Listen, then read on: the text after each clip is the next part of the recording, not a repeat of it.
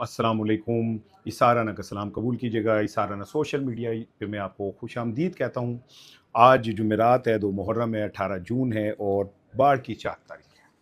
अल्लाह सुबह आज जुमेरात है, पीर फकीरां दा दिन हुंदा है ते जिन्हां दा दिन हुंदा है वो जाने। 18 जून है और बाढ़ की 4 तारीख है। अल्लाह सुबह आज जुमेरात है, पीर फकीरां दा दिन हुंदा है ते जिन्हां दा दिन हुंदा है वो जाने। मैं तो डायरेक्ट अल्लाह पे से दुआएं मांगता हूँ और आपके लिए भी मांगता हूँ और हमेशा मांगता रहूँगा। और इंशाअल्लाह मेरी दुआएं आपके और ज़िंदगी में ज़रूर रंग लाएंगी। जिन्हां दी रंग ला रही ने वो दस भी दिया करो कि भाई बंदे दी दुआ लगती है। जा रहे शाद आबाद रहे, अल्लाह ताला आप पे बेपना बेपना बेपना अपनी रहमतें रखे। अल्लाह आपको खुश और आबाद रखे। देखें आज बड़ी खबर ने, मुझे समझ नहीं आ रही कि मैं गल कितों शुरू करा। मुझे समझ नहीं आ रही कि मैं बात कहाँ से शुरू करूँ। एक तरफ वो आज अदालती जंग का एक अहम तरीन दिन है। आज समझे कि एक बड़ी अदालती जंग का आगाज़ होने जा रहा है। दूसरी जानिब जनाब अली, अर्ज़ खिदमत ये है कि बिलावल भुट्टो और शहबाज शरीफ साहब की मुलाकात हुई है। दोवां दे सर जोड़े, उन्होंने कहा भाई जी हमारे साथ हाथ ना हो जाए। उन्होंने कहा जी तुसी ना कर देना। उन्होंने कहा जी तुसी तो कर ही दिता। तो उन्होंने कहा जी मेरा कोई कसूर नहीं। जो इतला आते हैं भाई मेरा कसूर नहीं है, वो लड़ाई आपकी उनके साथ है, मेरे साथ आपका कोई मसला नहीं है। मेरे लो तुसी अब मेरे तरफ से आप कश्मीर ले लें, गिलगित बल्तिस्तान ले लें, मुझे वज़ीर आज़म रहने दें। क्या हुआ और क्या होने जा रहा है? क्या उन दोनों को अपना नज़र आ गया है कि भाई हमारे साथ कोई हाथ नहीं हो रहा, हैंड ही होने जा रहा है। ये इतनी दो इंपॉर्टेंट चीज़ें हैं जिस पे मैंने आज आपसे बात करनी कि यदा नतीजा की निकलेगा। तीसरी अगर मैं ये कर लूँ थोड़ी सी इस पे कि आजकल कौमी असम्बली से बड़ी खबरें आ रही हैं और ख्वाजा आसिफ साहब के ज़मीर पे बहुत बोझ है और वो बेचारे बड़े परेशान हैं और वो कहते हैं मैं अपने ज़मीर का बोझ कैसे हल्का करूं, मेरे पास कुछ मुफीद मशवरे हैं, वो मैं करूंगा, उन आपकी खिदमत में पेश करूंगा। लेकिन पहले सबसे पहले मैं अपने प्यारे डोनाल्ड ट्रंप के हवाले से करूँ। कल वो उन्होंने बड़ी लंबी चौड़ी गुफ्तगू की है और उनका एक है जी अगर ईरान से डील ना हुई, मुआहदा ना हुआ तो मैं उन पर फिर बमबारी करूँगा और ईरान की तबाह बर्बाद कर दूंगा। अच्छा, मुझे तो समझ नहीं आ रही कि जब एमओयू तूने पढ़ लिया, अब वो चीज़ें तुम कह रहे हो कि बहुत अच्छी तरह आगे बढ़ी है, तो फिर ये क्या चक्कर है? ये वही चक्कर है जो मैं आपसे कह रहा हूँ कि भाईजान अभी बहुत ओले हैं। अभी इसराइल ने भी कहा कि भाई मेरे पे ये इतलाक नहीं हो रहा इसका। हालांकि ट्रंप ने नेतन्याहू की अच्छी की है, वो कहते हैं ना ओदे वाली कीती है, ओदे वाली वो की है उसने। लेकिन इसके बावजूद भी इसराइल जब चाहे वो कर सकता है। दूसरी चीज़ जो है वो ये है कि ट्रंप साहब के इस बयान से एक बात क्लियर हो गई कि अभी दोनों तरफ से कोई क्लैरिटी नहीं है चीज़ों की। दोनों तरफ से ये नहीं है कि कोई बातचीत मुकम्मल हो गई है। ये एमओयू है, मुफाहमती यादाश्त है। आगे असल फिल्म शुरू होगी। जैसे आप फिल्म देखते हैं, अब तो ये बच्चे ना डायरेक्ट लगाया और यूएसबी पे या किसी पे लगा के फॉरवर्ड। पहले जब हम फिल्म देखने जाते थे ना सिनेमा में, तो पहले 1.5-2 मिनट देर वो आते सन, क्या कहते हैं, हम उसे कहते हैं एंड क्रेडिट्स, वो आते थे। तो हम क्या, अब उसको जब उस दौर में हमें एंड क्रेडिट का तो नहीं पता था, तो हम कहते थे नंबर आ रहे। वो अभी तो ये वो है, फिल्म तो अभी शुरू होनी है सारी। आपने हरमस खुलने से पेट्रोल की कीमतें नीचे आ गई हैं, आ रही हैं माशाल्लाह। आपके इतला के लिए $76 तक चली गई है। हुकूमत नहीं गई, हुकूमत उतनी खड़ी है, वो कहती है भाईजान 400 ₹450 लेंगे चाहे कुछ हो जाए। जुम्मे को कहीं जाके सुना ऐलान होगा कोई 40-50 रुपए नीचे आएंगे। जो प्रैक्टिकली अगर हम लेवी हटा दें और हम जो हम पे ज़बरदस्ती टैक्स लगाए गए हैं वो हटा दें और आलमी मार्केट की कीमतों में उनको मुताबिक करें, तो ये पेट्रोल हमें ₹125 का मिलना चाहिए पर लीटर। आप सोचे कितनी बड़ी डकैती हमारे साथ हो रही है। कोविड के अंदर जब पेट्रोल की कीमत $120 गई थी ना, तब भी इमरान खान ने ₹150 का पेट्रोल रखा था। पता नहीं, मुझे नहीं समझ आती कि पाकिस्तान का कसूर क्या है कि उसमें जो लीडर आता है जो पाकिस्तान की बेहतरी के लिए काम कर रहा होता है वो नलैजी हो जाता है। और 1947 से लेके आज तक बार बार या आइन तोड़ा गया या फिर ऐसे पपेट्स लाके बिठाए गए जिन्होंने पाकिस्तान का बेड़ा गर्क करके रख दिया। ख्वाजा आसिफ साहब कहते हैं मेरे ज़मीर पे बोझ है, मैं उसको हल्का करना चाहता हूँ। ख्वाजा साहब सिंपल ये करें, वज़ू करें, 2 नफिल पढ़े, अल्लाह से माफ़ी मांगें और रेहाना डार साहिबा को फ़ोन कर दें और उस घरेलू खातून से कहें कि बीबी सब तो पहले तो तू मैनू माफ़ करना, मैंने 2 दफ़ा तुमसे हारा, मैंने बाजवा को टेक्स्ट किया, बाजवा साहब मैं हार रहा हूँ, मेरी मदद करें, माफ़ी मांग ले। ये भी माफ़ी मांग ले कि आपने इमरान खान की हुकूमत के ख़िलाफ़ जो जनरल बाजवा से मिलकर साजिशें की जिसका आप एतराफ़ कर चुके हैं, उसकी भी माफ़ी मांग ले। ये भी माफ़ी मांग लें कि आप नवाज शरीफ साहब के साथ मिल के पाकिस्तान के अंदर आपने जितनी बदतर तंजीमी फैलाई और लुट मार का बाजार गर्म किया, खाज साहब मेरा ख्याल है ओदी भी माफ़ी मांग लो। जुनेद अकबर की तरह, वो जुनेद अकबर कहता है कि अगर 2013, 18, 24 के इलेक्शन में मैंने बेईमानी की तो लाना तो मुझ पे और मेरी औलाद पे। आप भी हिम्मत करके ये कह दें, चलो छोड़ो सारी गल्ला, बस यही कह दें, आपका ज़मीर का बोझ हल्का हो जाएगा। वरना भाईजान ज़मीर का बोझ हल्का ना कीजिएगा, टॉयलेट्स के ऊपर टैक्स लग गया है, आपके ज़मीन का बोझ हल्का करते करते आपकी जेब हल्की ना हो जाए टॉयलेट्स के बोझ की वजह से। एनीवे, आज का जो सबसे इम्पोर्टेंट इशू है भाईजान वो है कि आज के सुबह जब आप ये मेरा व्लॉग देख रहे होंगे उसके कुछ देर बाद इस्लामाबाद हाई कोर्ट में एक बड़ा केस लगने जा रहा है।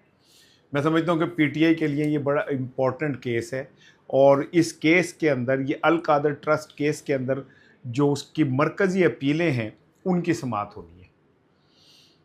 कहा यह जा रहा है कि अल कादर ट्रस्ट केस की अगर प्रॉपर समाअत हो तो इमरान खान 2 समाअतों के बाद जेल में नहीं रह सकता और पीटीआई के वकला पूरा जोर इस बात पे लगा रहे हैं कि ये समाअत शुरू हो जाए और उसके बाद ये केस का फैसला यही हो। अब मुझे नहीं पता कि चीफ जस्टिस सरफराज डोगर साहब जो हैं वो केस आईनी अदालत में ना भेज दें। आईनी अदालत पहले से यार खड़ी हुई है बाहें ऊपर करके, क्योंकि इमरान खान के ख़िलाफ़ अगर आप तमाम केसों की हिस्ट्री देखें, आपको पता है एक केस में एक जज को कहा गया, जेल में था बेचारा, उसे कहा गया कि आज फैसला देना भाई तूने काका बल्ली, जज होएगा घर होएगा तो जेल ही साढ़े कोले। वो कहते हैं कि वो बंदा मुसलसल समात असाबी दबाव की वजह से डिप्रेशन में गया और डिप्रेशन में गया या बहरहाल उसका जिस्मानी जो है वो कोलैप्स कर गया और उसको हॉस्पिटल रात को ले जाया गया, फैसला फिर भी करवाया गया। एक जज साहब ने कहीं बाहर जाना था, उनसे कहा ज़बरदस्ती फैसला लिखे जी फौरी तौर पे। इमरान खान के खिलाफ इस तरह केसेस के फैसले हुए, लेकिन बहरहाल आप उनको 200 केसों में सज़ा दे दें, आम आदमी नहीं जो मानता इस बात को। आम आदमी इस बात को मानने पे तैयार नहीं है कि जनाब आप वो जावेद हाशमी साहब ने बड़ा मज़ेदार जुमला कहा है। उन्होंने कहा जी इमरान खान में करप्शन तलाश करना ऐसे ही है जैसे नया अमेरिका तलाश करना, ना कोलंबस होना है ना को नवर अमेरिका लबना है। कोलंबस नहीं किया था ना अमेरिका दरियाफ्त भाई, मेरा ख्याल है, मुझे याद पड़ता है, मेरी हिस्ट्री ज़रा कमज़ोर है। तो इमरान खान की जो ईमानदारी है वो तो खैर दुश्मन भी मानते हैं। और ये अल कादर ट्रस्ट तो ओपन एंड शिट केस है, पैसे आए सुप्रीम कोर्ट के अकाउंट में, वहीं पे मौजूद हैं।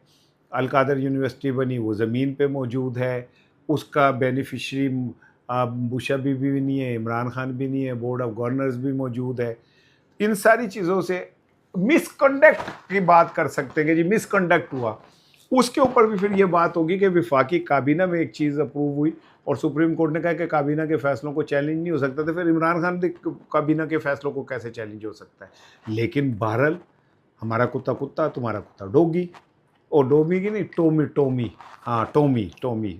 तो इस सारी सूरत हाल में सर आज जब ये केस की समाअत होगी तो इसके साथ ही एक और दरख्वास्त की भी समाअत होगी, और वो दरख्वास्त है जनाब सुप्रिटेंडेंट अडयाला के ख़िलाफ़। वो कहते हैं ज़रूर हम लेके जाते हैं वकील अपने दस्तखत करवाने के लिए, हमारे दस्तखत ही नहीं होने दिए जाते। हम अदालती रास्ता अपनाते हैं, अदालत का हुक्म लेके जाते हैं, वो नहीं माना जाता। हम कोरियर के ज़रिए भेजते हैं, वो उन तक पहुंचा नहीं जाता। साडा कसूर की है या हमारा कसूर क्या है या इमरान खान का कसूर क्या है? उन मैनू नहीं पता, अगों जिन्होंने वो कह रहे हैं साडा की कसूर है भाई, हमारा भी कोई कसूर नहीं है भैया, हम भी मजबूर हैं उफल्ला।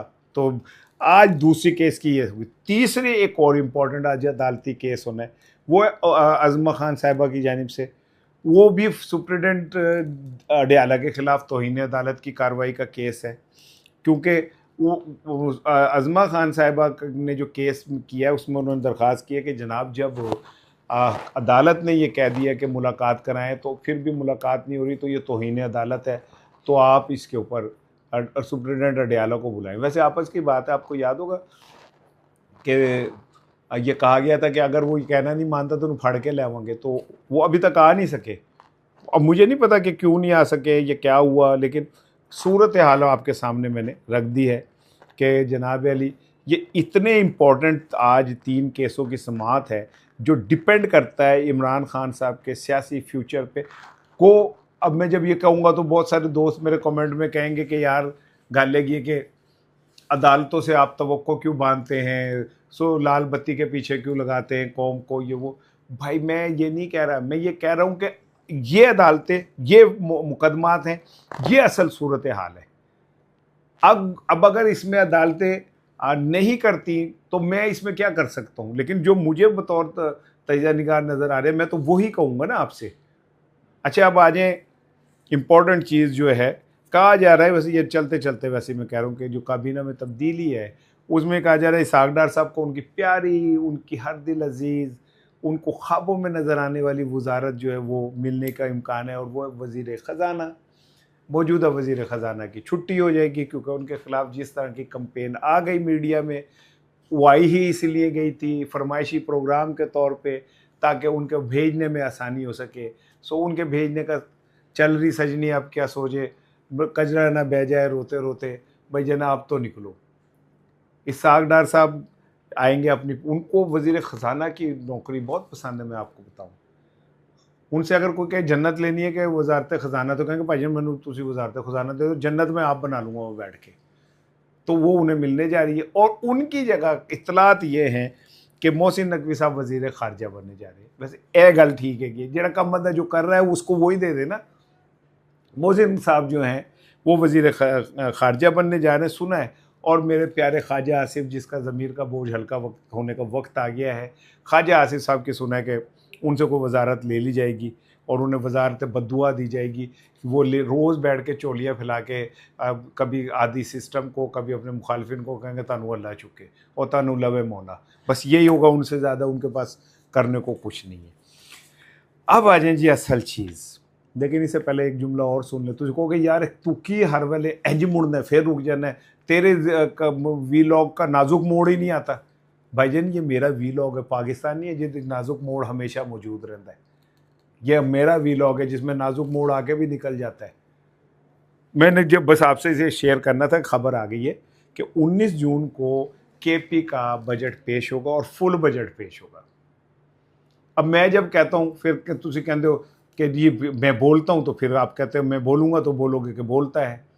तो भाईजान आपने तो ये कहा था कि इमरान खान की मुशावरत के बगैर बजट पेश नहीं होगा, और अगर आपने मुझे मिलने नहीं दिया तो 3 महीने का पेश कर दूंगा मैं। तो ये अचानक फुल बजट पेश होने का क्या पीछे को ओला है, कोई समझ आ जाए तो मुझे शफी जान मेरे भाई बता दे या कोई और उनमें से बता दे कि ये ओला क्या अचानक आ गया जनाब अली के 19 जून को जो है वो बजट पेश करने का फ़ैसला हो गया है। तो वो इश्क़ इमरान, वो दावे, वो सब कहाँ चले गए? वफ़ा जिनसे की बेवफ़ा हो गए, वो वादे मोहब्बत के क्या हो गए? आपने कि जो मेरी एज के लोग हैं उन्होंने ये गाना ज़रूर सुना होगा, हालांकि ये हमारे से भी पहले का था। वफ़ा जिनसे की बेवफ़ा हो गए, वो वादे मोहब्बत के क्या हो, वफ़ा करेंगे, निभाएंगे, बात मानेंगे। तुम्हें भी याद है ये कलाम किसका था? अब अफरीदी साहब मैं आपसे पूछ रहा हूँ, इमरान खान के चाहने वाले जिनके वोटों से और जिनके उससे आप वो सीएम बने, वो आपसे सवाल पूछ रहे हैं कि आपने तो कहा था कि इमरान खान को मिले बगैर आप वो नहीं करेंगे। अब आ जाइए एक और इम्पोर्टेंट चीज़ की तरफ, वो है आज वज़ीर आज़म शहबाज शरीफ साहब की और बिलावल भुट्टो की मुलाकात हुई है। मैंने ये आपको ऑलरेडी आपके इल्म में ला चुका हूँ कि जनाब है मुलाकात नूं तुसीं एडा ईजी ना लवो, क्योंकि जो नया सीन गिलगित बल्तिस्तान में बन रहा है वो ये है कि 4 सीटें इस्तेकाम पार्टी को मिल गई। मैंने कल भी आपको बताया, एक उन्हें टेक्नोक्रेट की मिलेगी, एक खवातीन की मिलेगी, 2 कुछ और कहा जा रहा है, और ये फिर एक तगड़ी पार्टी बन जाएगी। पीपल्स पार्टी जो वो ख्वाब देख रही थी कि मैं आज़ाद अपने साथ मिलाऊंगी और मिलाने के बाद हुकूमत बनाएगी, वो ख्वाब चकनाचूर हो गया। अब उन्हें एक कोलिजन गवर्नमेंट बनानी पड़ेगी उसके साथ, क्या कहते हैं, इस्तेकाम पाकिस्तान पार्टी के साथ, अलीम खान साहब की पार्टी के साथ। ये उन्होंने छक्का मार दिया। छक्का जिसने भी मारा, वहाँ पे बैठे हुए जिन लोगों ने छक्का मारा और मेहरबानों ने जिस तरह के उनको उनकी झोली में, ये ऐसे ही है जैसे एक शख्स जो बांझ हो, डॉक्टर कहें कि ये इम्पोर्टेंट है, उसकी गोद में 4 बच्चे आ जाएं औलाद के तौर पे। ये बिल्कुल एक बांझ पार्टी की गोद में 4 नौज़ायदा अरकान असम्बली डालने वाली बात है, 4 और आएंगे। तो अब इस गेम को समझिए कि पीपल्स पार्टी को अब मजबूर होगी अब इस्तेकाम पार्टी के साथ इत्तेहाद करने में। तो इस तरह गिलगित बल्तिस्तान में हमारे जो भाई लोग हैं, जो फैसला साज हैं, उनका हाथ भी पूरी तरह आ जाएगा। पीपल्स पार्टी को अकेले फ्लाई करने का मौका नहीं मिलेगा। उनके अपनी जो पार्टी है, जो ऊपर बैठे हुए मोहसिनीन है जमहूरियत, और जो फैसला साज हैं या ताकतवर हैं, वो अब उनको बराह रास्त मौका मिल जाएगा कि वो KP की जो पार्लियामेंट है उसके ऊपर भी उनका कंट्रोल आ जाएगा। अब ये बात बिलावल भुट्टो और शहबाज शरीफ को भी समझ आ रही है। बिलावल भुट्टो बड़े गुस्से में हैं और वो ये कहते हैं कि जनाबी हम मेरे साथ हाथ हो गया, मुझे ये कहा गया था कि आपको गिलगित बल्तिस्तान कल ही मिलेगा। अब शहबाज शरीफ साहब उनने जाके उनसे जो मुलाकात की है, उस मुलाकात में वैसे तो बिलावल भुट्टो का आपको याद है ना कि वो रुस के और चले गए थे और जाके वो उन्होंने कहा मैं बजट में नहीं बैठूंगा, और फिर वो नून लीग के बहुत सारे वुज़रा गए, उन्होंने जाके कहा कि यार मन जा बालम मन जा, तो मैं न लगाऊंगी हाथ रे, वो नहीं माने। फिर गए मोहसिन नकवी, उन्होंने कहा मन जा बालम मन जा, नहीं तो मैं लगाऊंगी हाथ रे, तो फिर वो मन गए। कहते थे नहीं ना, मतलब रब नेड़े के कुसून नेड़े था, मुक्का करीब था, तो उन्हें जाना पड़ गया। लेकिन अब बिलावल भुट्टो अब बासी कड़ी की तरह डकारे ले रहे हैं कि वो नून लीग के ऊपर इल्ज़ाम लगा रहे हैं कि इन्होंने पंजाब में भी धांधली की थी और ये वो। आज शहबाज शरीफ साहब उनसे जाके मिले और शहबाज शरीफ साहब ने उन्हें कहा कि बेटा, भतीजे, मेरे भरा, बात यह कि मेरा इसमें कोई हाथ नहीं है। ये क्या कहते हैं, मरियम साहिबा की और नवाज शरीफ साहब की ख्वाहिश थी कि गिलगित बल्तिस्तान में उनकी हुकूमत बने। उन्होंने हस्ब मामूल